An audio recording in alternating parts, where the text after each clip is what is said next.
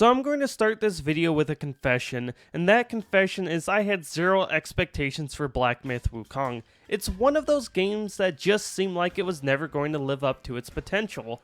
I mean, this was gamescience's first console game, kind of like the devs over at Shift Up who made Stellar Blade. That was a game I really thought was going to fall flat on its face. I ended up absolutely loving it, and guess what? Black Myth Wukong has not only passed my non-existent expectations, it surprised me again and again as I made my way through the game. To put it simply, it was absolutely not what I expected it to be, from the world, characters, combat, and more. It's truly a fantastic game, and while I did have some issues with a few aspects of the game I'll dive into after a bit here, as their first console game, gamescience absolutely killed it, and have set themselves up for a sequel that could be one of the greatest action RPGs ever made if they can improve on this formula in a meaningful way.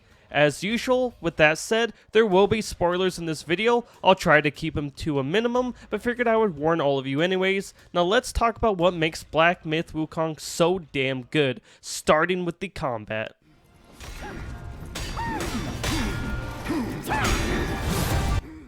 At surface level, the combat seems very simple for an action RPG. Definitely in the first chapter of the game, which is almost like a tutorial. You have your typical light and heavy attacks, health, mana, and stamina you need to manage. You can jump and dodge. You have a healing mechanic that's similar to Souls games, shrines you can rest at to recover, and so on. But as I started digging into all of these different mechanics, I slowly realized while this entire combat loop is simple to understand and engage with, there's a very high ceiling of skill that a player can reach once they begin weaving everything together. And how does this weaving start? Well, to begin with, you have 3 gauges that build during combat. To start off, there is focus points you could spend in combat to perform heavy hitting attacks during combos or on their own, which these focus points are built by doing a variety of things: attacking an enemy, performing a perfect dodge that's indicated by leaving a clone of yourself behind, and finally you can hold down a button to charge up the focus gauge, but it can leave you vulnerable to attacks. So basically, as you're fighting enemies,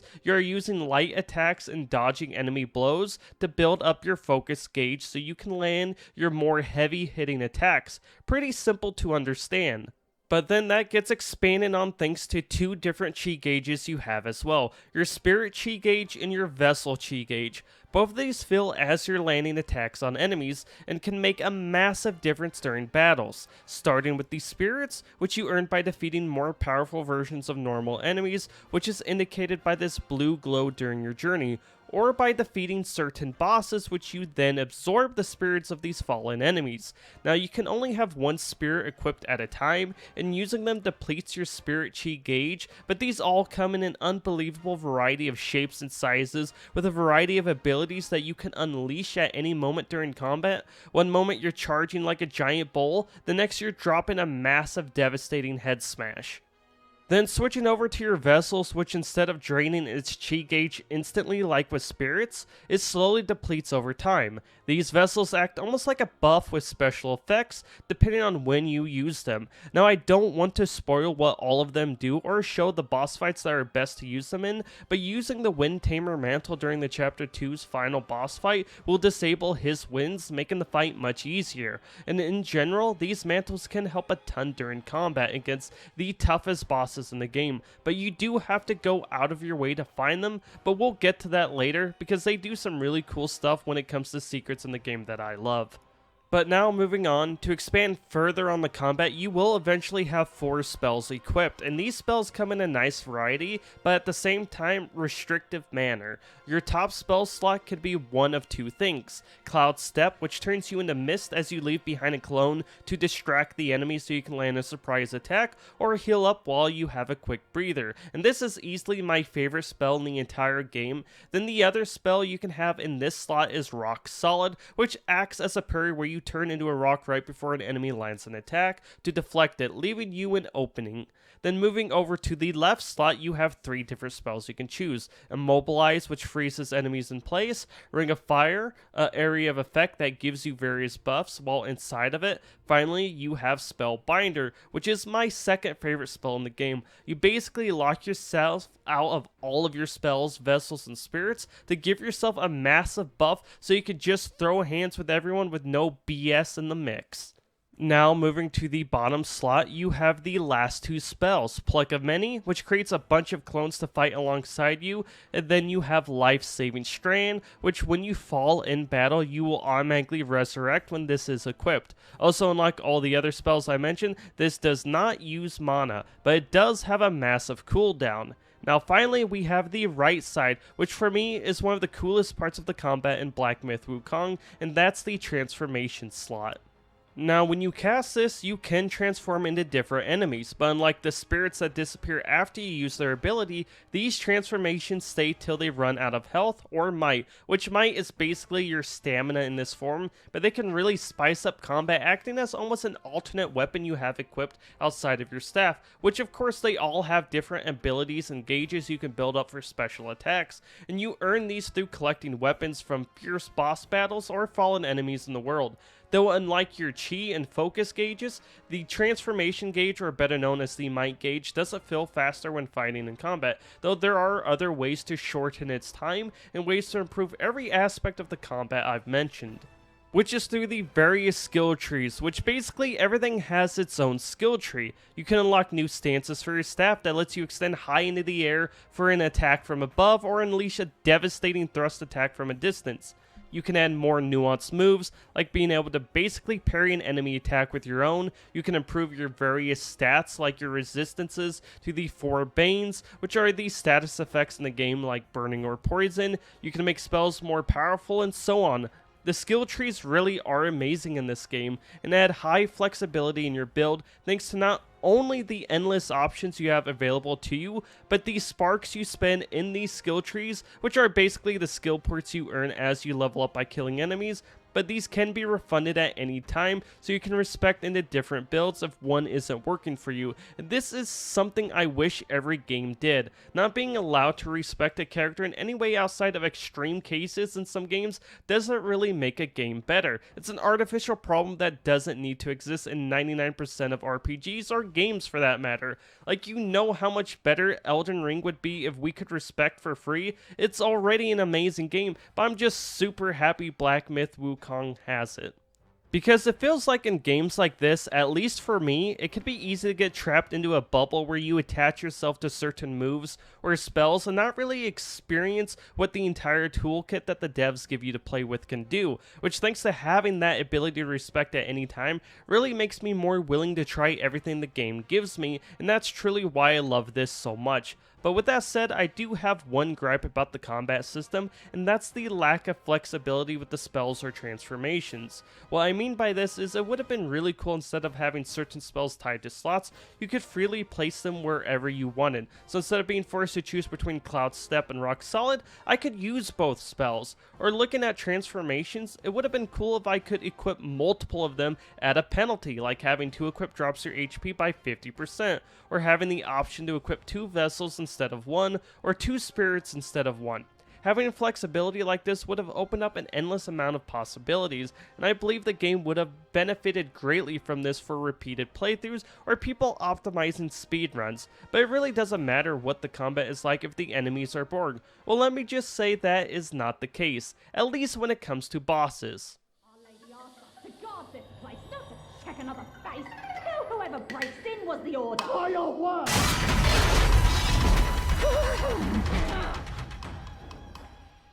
The boss writing in this game is absolutely off the charts. From the lore, art style, animations, and challenge, from start to finish, the bosses of Black Myth Wukong are some of the best I've experienced in any video game. Definitely when it comes to the various secret bosses hidden throughout the game. They offer some of the hardest, if not the hardest challenges in the game, with the final secret boss truly being a test of your mastery of the combat. Not to mention it features a section that has a type of combat that few games can ever get right. which the last game that I can remember that gets that style of combat right is Final Fantasy 16.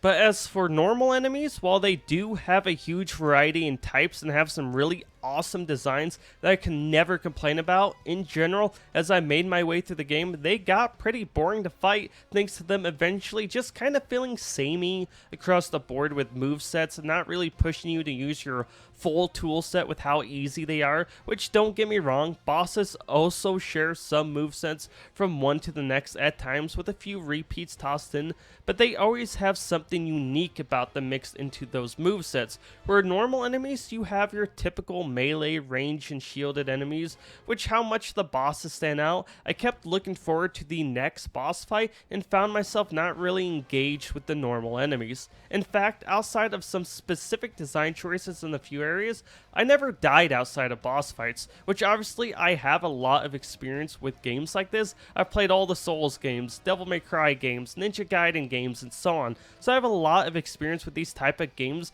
but even new players to this type of game will most likely not find trouble outside of boss fights. So I wish there would have been a little more challenge to the encounters outside of boss fights, definitely with the larger non-boss enemies. These were an absolute joke to fight and honestly didn't make the experience better in anywhere.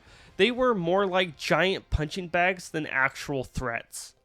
But now turning to the main character you play as, which is known as the Destined One, he could be outfitted in a variety of ways to help complement your combat style of choice. This is done through crafting armors with set bonuses like reducing spell cooldowns, staffs with special abilities like dropping lightning down on the enemy. You can equip accessories called curios that give you different effects, upgrade spirits to cost less chi and make their bonus effects better, craft various items by finding materials or buying them from the shrine resting place shop, which is like your main hub to do a variety of tasks, like modifying your gourd, which acts as your main healing mechanic with different parts to it. The gourd itself can have its own effect and be upgraded, which then you have a drink you put into the gourd that has its own effects. Then you can place soaks within that drink that adds even more effects. Then eventually at some point you will end up at a place where you can upgrade your armors and make pills to improve your stats even further, and the list goes on. Heck, even completing chapters gets you relics that have buffs you can choose from.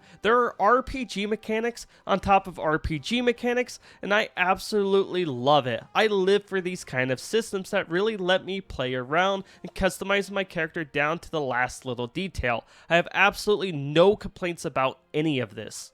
Also, that shrine I keep mentioning that acts as a hub and resting place, what I like most about it is unless you choose the rest option or fast travel, enemies you defeat won't respawn, so you can freely visit these to stock up or make items, which is a nice little detail, though the one thing I wish you could do is swap spells outside of the shrine or respect outside of the shrine. These can only be done at it, but it's not that big of a deal since there are a lot of them, but it would have been nice to be able to do that. But I suppose that pretty much covers how I feel about the combat and systems in Black Myth Wukong. It's great, and with a little improvement, it could be even greater. But now let's move on to the level design, which I have some very mixed feelings about.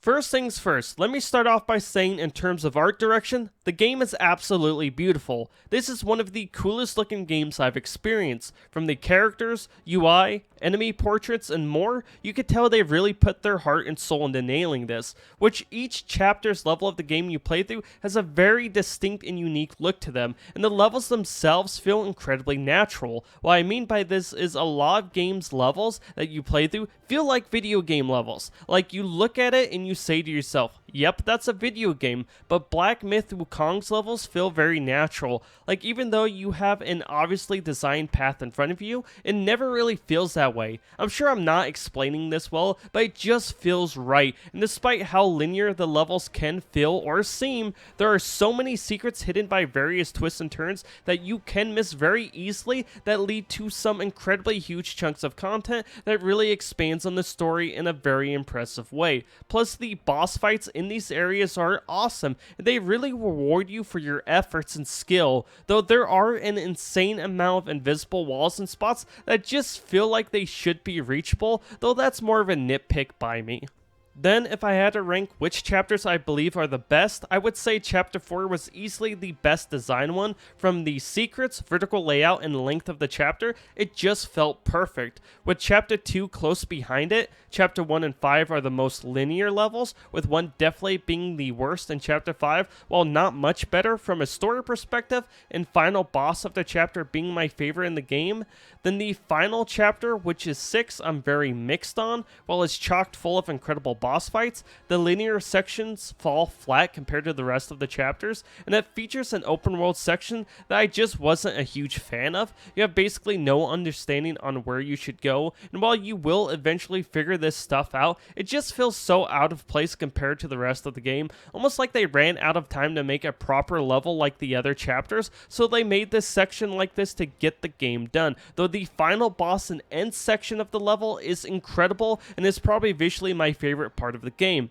But I do want to say the prison area in Chapter 3 is absolute trash. I hated everything about this area. Every game has to have a damn area like this. It's the one part of the game that feels super video gaming compared to the rest. The enemies suck. The level design sucks. The bosses suck. I just didn't like anything about this area. And that damn wooden log with the enemy that jumps you, an archer. Whoever designed that, you are an evil, evil man. Which also, you have the ability to block projectiles by spinning your staff, but if you're not locked onto an enemy, you will walk diagonally instead of straight when doing this. That was also super annoying. Why would you design it this way? Outside of that though, Chapter 3 is amazing, if not just a little too long for me personally.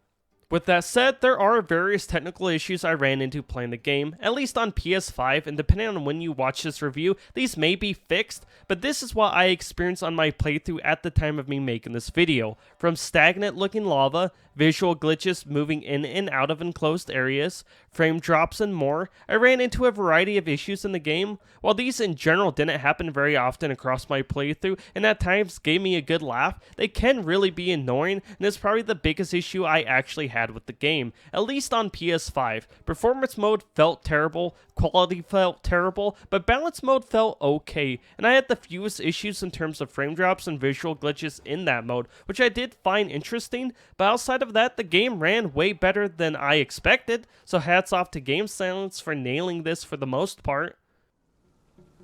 Dark-furred, devious-natured, hunting that guai is no simple task. You do have some skills, but this land bites with the cold. Then finally, what was truly the biggest surprise of all to me was the story. Now I don't want to spoil too much about this, but I loved the story and characters, and this is coming from someone who knows absolutely nothing about Journey to the West, but what I could tell from the story, which is pretty easy to understand, it's more like a sequel, but everyone in the game felt compelling and meaningful to the story, whether it's your comrades, characters and side quest enemies, or the beautifully animated cutscenes with a fantastic OST that melts all of these aspects together. This game is filled with personality in a style that is really one of a kind. I even love the cheesy English voice actors that don't match the lips of the characters. It reminded me of the various cheesy martial arts and Godzilla movies I watched as a kid, where the English voice actors didn't match the actors' lips when they were talking. Just fantastic stuff, though if there is one thing I wish we got, that would have been the main character, the destined one, having a voice. I feel like a few cheesy one-liners would have went so hard in this game, but it's no big deal. Anyways, Black Myth Wukong is a game that truly surprised me and is a game I highly recommend to anyone. It's a fantastic action game with great RPG elements and is easily one of the best games I've played all year. I mean, what other game lets you transform into a giant rock so you can battle another giant rock? Plus, you might be surprised how well this rock works against the final secret boss. Jokes aside, minus the secret boss part, that's not a joke. I hope with its success, gamescience goes back into the lab and starts working on a sequel after probably some much needed rest. Because like I said before, with a few improvements, a sequel could be an experience that rivals some of the greatest games of all time.